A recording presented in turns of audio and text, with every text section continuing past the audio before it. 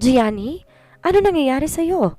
Tanong sa akin ng lalaking sobrang pamilyar sa akin ng tinig. Kahit hindi ko siya nakikita, alam ko, si Zion ang kumausap sa akin at sumalo. Dama ko ang matinding pag-aalala sa kanyang tinig. Hurry up, Zion! Dalhin mo na si Gianni sa ospital. Mabilis ang utos ni Lolo Fidel kay Zion. Naramdaman ko pa ang pagbuhat ni Zion sa katawan ko bago ko tuluyang nawalan ng malay.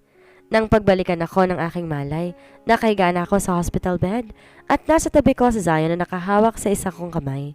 Zion? Mahina ang boses at tawag ko sa pangalan niya. Di niya kasi ako napapansin dahil abala siya sa pagtatype sa cellphone niya gamit ang libre niyang kamay. Nang malaman niyang gising na ako, mabilis niyang ini-off ang kanyang cellphone at hinarap ako. Kamusta na ang pakiramdam mo, Gianni? Ano bang nangyari sa'yo? Alam mo bang alalang-alala sa'yo si Lolo? Agad niyang tanong sa akin. Nakaramdam ako ng lungkot dahil ang gusto kong marinig sa labi niya ay ang mga salitang, alalang-alala ko sa'yo. Ngunit hindi ko narinig sa mga labi niya ang mga salitang iyon. Ngunit hindi ko ipinahalata sa kanya ang disappointment na naramdaman ko. Okay na ako ngayon, Zion. Pasensya na sa abala. Mahina ang boses sa sagot ko sa kanya. Biglang lumarawan ang pag-aalala sa mukha nang maalala ko si Lolo Fidel at ang shareholder meeting na naganap kanina. Kamusta na pala si Lolo? I'm sorry kasi muntik na siyang mapahamak ng dahil sa akin. Wala kang dapat alalahanin kay Lolo. Wala namang masamang nangyari sa kanya. Mabilis din niyang sagot sa akin habang nakatitig sa akin ng malamlam niyang mga mata. Biglang naging eratiko ang tibok ng aking puso dahil sa kakaibang titig niya sa akin. Ayan na naman na nagpapalito sa akin sa kanyang mga titig. Ang sabi ni Lolo, may phobia ka daw sa elevator? Paano na lang kung may masamang nangyari sa'yo habang nasa loob kayo? Alam mo ba, alalang-alala ko sa'yo kanina, lalo na nang hindi ko makontak ang number mo. Pakiramdam ko nais nang magtatalon ng puso ko sa labis na tuwa nang marinig ko ang huling sinabi niya. Narinig ko rin sa wakas sa mga salitang nais kong marinig sa mga labi niya. At ngayong narinig ko na yon, hindi ko naman malaman kung paano ko tutugunin ang kanyang sinabi. Para ko naging pepe na nakatingin lamang sa kanyang mukha. Gianni, huwag kang masyadong umasa.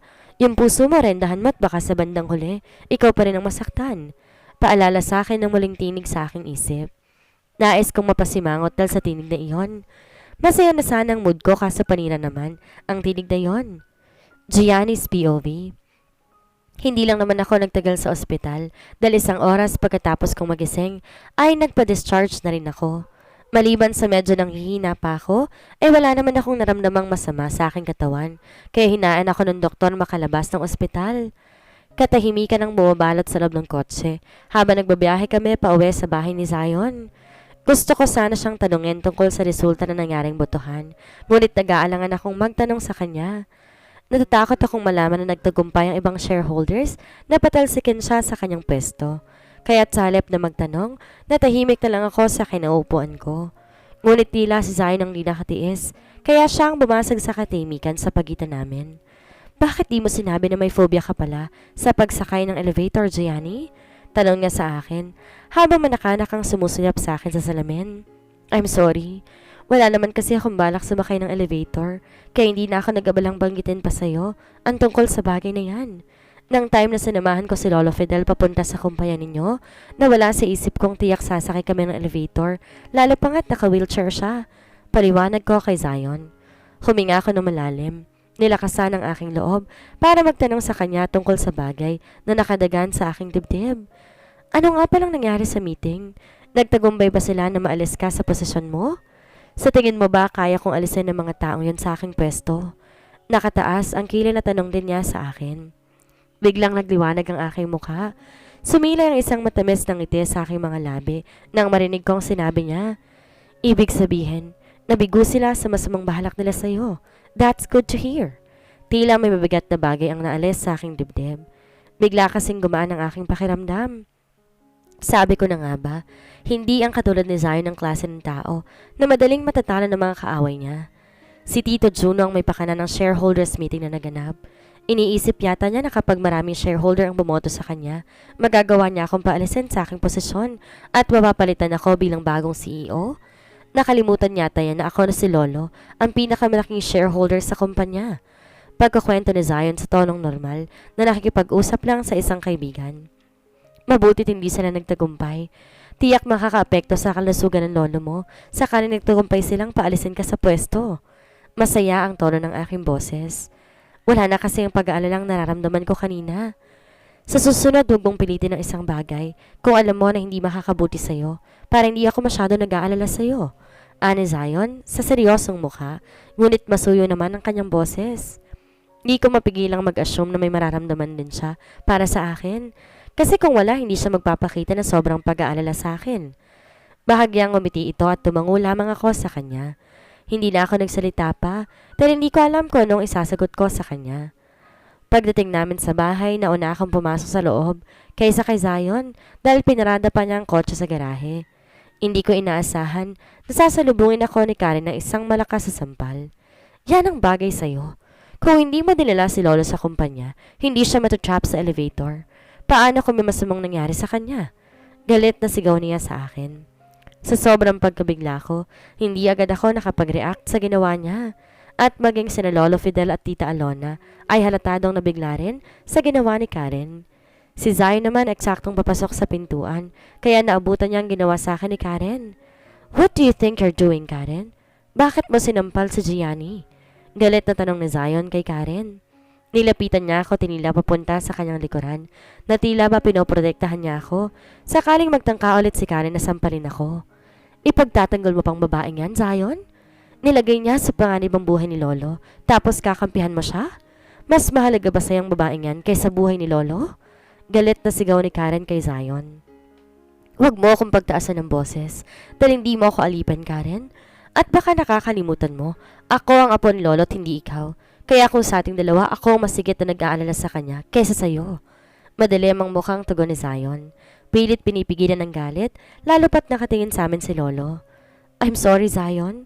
Hindi ko lang napigilan ang aking sarili dahil labis ako nag-alala sa kalusugan ni Lolo. Bahagyang nakayukong sagot ni Karen na tila ba napahiya nang ma-realize ang kanyang ginawa. Pagkatapos tinapunan niya ako ng masamang tingin. Nakakadalawang sampal na siya sa akin na hindi ako nakakaganti. Di man ako nakagante sa ginawa niyang pagsampal sa akin ngayon dahil nabigla ako sa ginawa niya. Di ibig sabihin nun hindi ko siya gagantihan. Pero hindi sampal ang igaganti ko sa kanya, kundi ibang paraan. Naiintindihan naming nag-alala ka sa akin, Karen. Pero sana hindi mo sinaktan si Gianni dahil katulad mo, nag-alala rin siya sa kalagayan ko. At isa pa, wala siyang kasalanan dahil ako ang nagpumilit na samahan niya ako sa kumpanya. Kung hindi niya ako sinamahan, sa iba ako magpapasama, kaya matatrap pa rin ako sa elevator. Mahina ang boses na kausap ni Lolo Fidel kay Karen, pero sa seryosong face. Itinulak ni Tita Alona ang wheelchair ni Lolo palapit sa akin pagkatapos. Nang tuluyan siya makalapit, hinawakan niyang aking mga kamay. I'm sorry, Gianni. Nang dahil sa akin nalagay sa panganib ang buhay mo. Paghingi niya ng paumanhin sa akin. Wala po kayong dapat ihingi ng sorry sa akin, Lolo. Choice ko po ang sumama sa inyo kaya't kasalanan ko ang nangyari sa akin. And besides, hindi yun naman po alam na may phobia ako sa elevator. Sagot ko kay Lolo na puno ng pagpapakumbaba. Minanas lang tayo dahil kung kailan tayong sakay ng elevator, saka pa nagkaroon ng aberya. Kung hindi sana yun nangyari, baka na-overcome kong aking phobia sa pagsakay ng elevator. Ulit dahil sa nangyari, mas lumala ang nararamdaman kong takot ngayon. Don't worry, Gianni. Zion will help you overcome your fear of riding the elevator. Nakangiting sabi sa akin ni Lolo, pagkatapos muling hinarap si Karen at kinausap. Humingi ka ng sorry kay Gianni dahil sa ginawa mong pagsampal sa kanya, Karen. Utos ni Lolo kay Karen na biglang nalukot ang mukha. Pero Lolo, naputo lang anumang pagpaprotesta, nasasabihin sana ni Karen nang bigyan siya ng masamang tingin ni Lolo Fidel. Ngunit wala siyang nagawa kundi ang sundin ang kagustuhan ng matanda. Masama ang tingin, humarap siya sa akin at humingi ng tawad. I'm sorry sa ginawa kong pananampal sa iyo, Gianni. Labag man sa kalooban at labas sa ilong paghingi ng tawad sa akin, nasatisfy pa rin ako dahil alam ko na sa kaloob-looban niya, parang bulkan na nag-aalboroto ang kanyang dibdib. Pinapatawad na kita, Karen. Magkapamilya tayo ngayon kaya hindi tayo dapat magtatanim ng sama ng loob sa bawat isa. Nakangiti ang sagot ko sa kanya. Nakangiti ako dahil tiyak na mas masakit pa sa sampal na ginawa niya sa akin ang nararamdaman niya ngayon dahil sa kanyang pagkatalo laban sa akin. Dalhin mo na si Gianni sa kwarto ninyo para makapagpahinga na siya, Zion. Utos ni Lolo kay Zion. Yes, Grandpa. Mabilis pang sagot ni Zion bago ko binlingan. Let's go, Gianni. Tumango ako sa kanya pagkatapos ay naglakad na ako papunta sa may hagdanan. Ramdam ko sa aking likuran ang matalim na titig ni Karen. Gianni, 1 point. Karen, 0 point. Gianni's POV. You should be careful kapag lumalabas ka ng bahay, Gianni. Uncle Juno is getting impatient. Kausap sa akin ni Zion pagkapasok namin sa loob ng aming silid. Anong ibig mong sabihin? Naguguluhan kong tanong sa kanya. Hindi aksidente ang biglang paghinto ng sinasakyan ninyong elevator ni Lolo. Someone intentionally stopped the elevator. Balak ng taong yun ibagsak ang elevator at palabasing aksidente ang nangyari. Pagtatapat niya sa akin ng totoo tungkol sa nangyaring paghinto ng elevator. Ang ibig mong sabihin, may taong sadyang nais kaming patayin ni Lolo? Or maybe si Lolo lamang ang pakay niya at dadamay lamang ako dahil kasama ko siya? Nanlalaki ang mga matang tanong ko sa kanya. Sa nalaman ko mas lalong nadagdagan ang takot ko sa pagsakay sa elevator. Yes, dagli niyang sagot sa akin. At ang hula ko si Tito Junong nasa likod ng aksidenteng yon. Nalaman yata niya na pupunta sa kumpanya si Lolo para umattend sa shareholder meeting. Kaya nag-alala siya na baka makaapekto sa kanyang plano kapag nakahabol sa meeting si Lolo. Kaya gumawa siya ng paraan para hindi makahabol si Lolo sa meeting.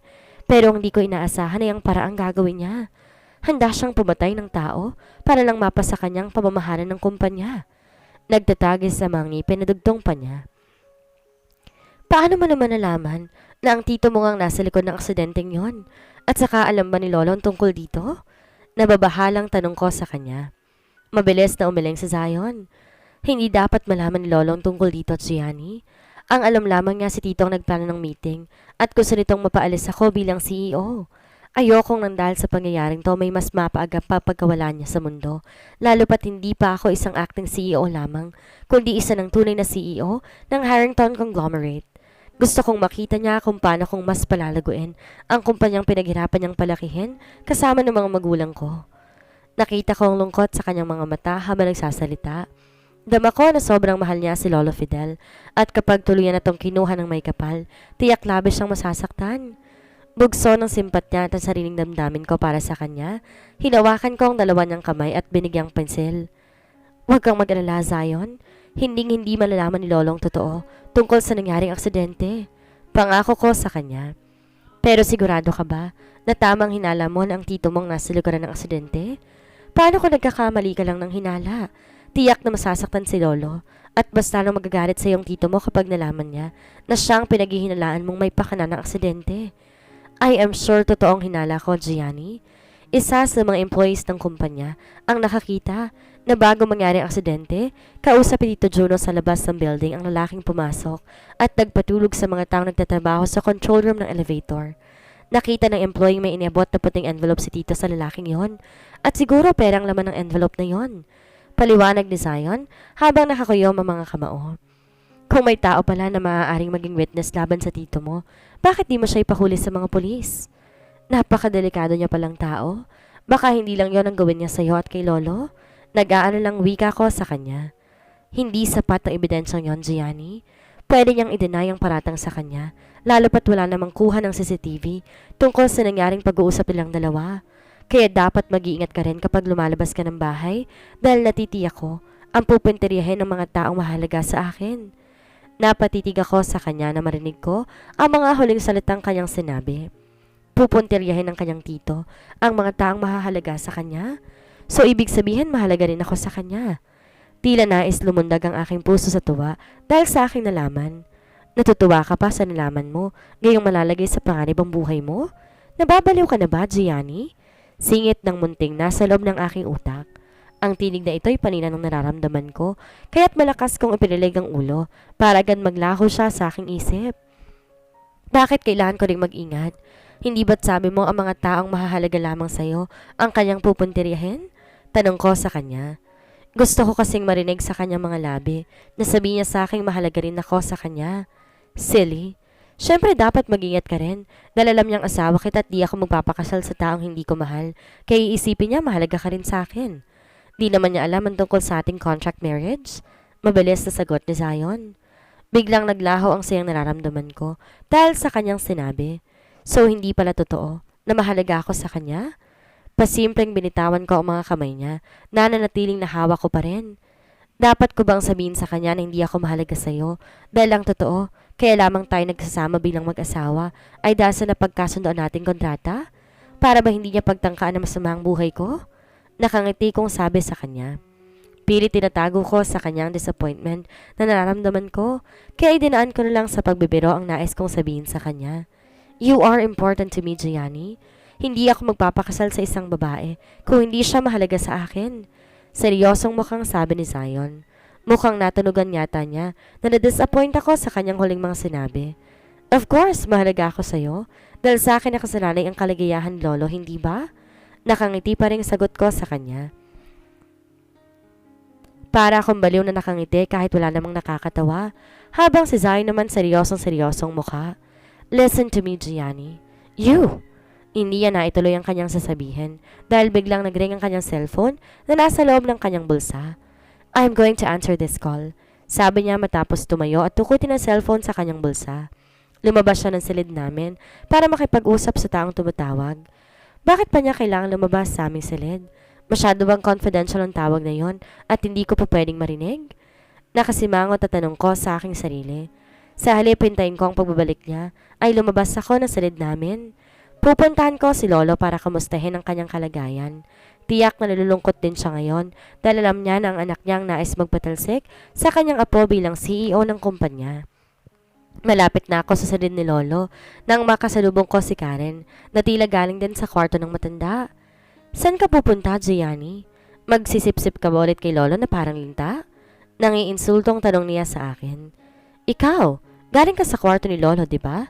Tiyak nakasip-sip ka rin katulad ng isang linta. Ganting pangiinsulto ko sa kanya. Biglang namula ang mukha ni Karen nang marinig ang sinabi ko. Masyado talagang mainitin ang kanyang ulo. Pagdating sa akin, mabilis siyang magalit. Ang kapal na mukha mo pagsalitaan ako ng ganyan. Baka gusto mo ang isa mo namang pisngi ang matikim ng sampal sa akin. Nanilisik ang mga matang banta niya habang nakamba ang isa niyang kamay na tila ba sasampalin niya ako kapag magsalita ulit ako na hindi niya magustuhan. Subukan mo na makita mong hinahanap mo. Matapang na hamon ko sa kanya. Ngayon na nakaredy ako, hindi ko siya uurungan. Lalo lamang nanlisik ang mata ni Karen dahil sa sinabi ko. Lumipad ang isa niyang kamay papunta sa mukha ko, ngunit mabilis kong napigilan ang kamay niya, kaya kahit hangin ay hindi dumampi sa aking balat. Sa tingin mo, hahayaan kitang sampalin ulit ako? Matapang na tanong ko sa kanya. Pagkatapos, pinadapo ko sa kanyang mukha ang aking libreng kamay. How dare... Ano namang kaguluhan ang nais mong gawin, Karen? Hindi pa ba sapat na pinagalitan at pinagsabihan ka na ni Lolo kanina? Biglang dumating si Tita Alona at nakita nito na nais akong sampalin ni Karen. Lihim ako napangiti dahil timing ang pagdating niya. Hindi niya nakita ang ginawa kong pagsampal kay Karen. Sa halip nakita lamang niya ang tangkang pagsampal ni Karen sa akin. Lihim ako napangiti. Ngayong nakabalik na si Daddy, ayoko marinig na palagi mo siyang binibigyan ng sakit ng ulo. Karen, kapag may masamang nangyari sa kanya dahil sa'yo, ako mismo magpapalaya sa'yo sa bahay na to. Nagbabanta ang tono na wika ni Tita Alona kay Karen. Pagkatapos ay walang paalam na tilakuran niya kami. Nakangising iniwan ko rin si Karen na halos maglabas na ng apoy ang mga mata sa tindi ng galit sa akin. Gianni, 2 points. Karen, 0 points. Pagdating ko na silid namin ni Zion, hindi ko napigilan ng mapaisip sa ikinigaw si Tita Alona. Himala na hindi kinampihan si Karen at pinagalitan ako. Ano man ang dahilan kung bakit hindi tila mas kinampihan niya ako kaysa kay Karen, ay wala na akong pakialam pa roon. Ang tayong hiling ko lang sana magbagong pakikitungo sa akin ni Tita Alona at tanggapin niya na ako bilang asawa ni Zion. Anak siya ni Lolo Fidel, kaya ayoko makipag-away sa kanya palagi dahil tiyak nalulungkot ang matanda kapag nalaman itong hindi kami magkasundo ng kanyang nag-iisang anak na babae.